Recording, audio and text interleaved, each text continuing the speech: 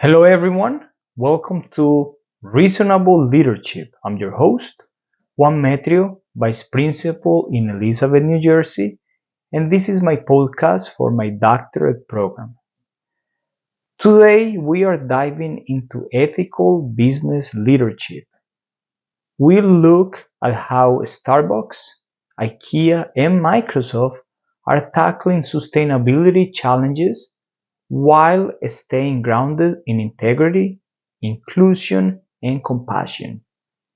And even though they are global giants, there is a lot we can learn from them and apply it to our own classrooms and communities. Let's kick things off with Starbucks. Beyond coffee, they led the way in ethical sourcing through their coffee and farmer equity practices, CAFE. These norms regulate standards for fair wages, responsible farming, and supply chain transparency. According to Starbucks 2024 updates, nearly 98% of their coffee is now ethically sourced. Now, let's talk about IKEA, which holds a special place in my heart. I actually worked there for 6 years. I started in the company operating heavy equipment in the warehouse. After years of learning and experience, I was designing kitchens and creating custom furniture displays for the IKEA store in Elizabeth, New Jersey. What I admired from the company was that sustainability wasn't just a corporate slogan. It was part of everyday operations. Their people and planet positive strategy pushes for renewable energy, recycled materials, and inclusive hiring. Last but not least, Microsoft. In 2020, they made headlines with their commitment to become carbon negative by 2030. This company has also set ambitious goals for zero energy waste and for water replenishment. Their sustainability report presents a model centered on prevention, detection, and remediation, showing how ethics can be embedded into every system. Now, what ties these companies together? First, sustainability is part of their DNA. Starbucks centers on sustainable farming.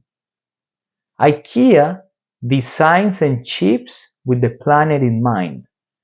And Microsoft puts eco-friendly practices at the core of their technology. Second, they all value transparency and accountability. These companies publish detailed reports, set measurable goals, and are transparent in sharing difficult and unpopular decisions.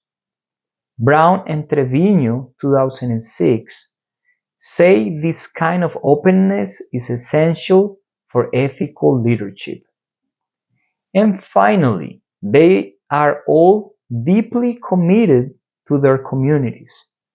Starbucks invests in farmer education and mental health for employees. IKEA hires refugees and supports clean energy. And Microsoft funds global programs that increase digital access and equity. This isn't just about being nice. Porter and Kramer, 2011, introduced the concept of shared value, where businesses grow by solving real-world problems. Jones, Smith, and Lee, 2022, also showed that a strong ethical culture is good for business, performance, and reputation. So, how do we translate this into a school building? Start small, reduce paper waste, go digital when possible, start environmental clubs, or even let students redesign school spaces with sustainability in mind. The little things add up. Be transparent.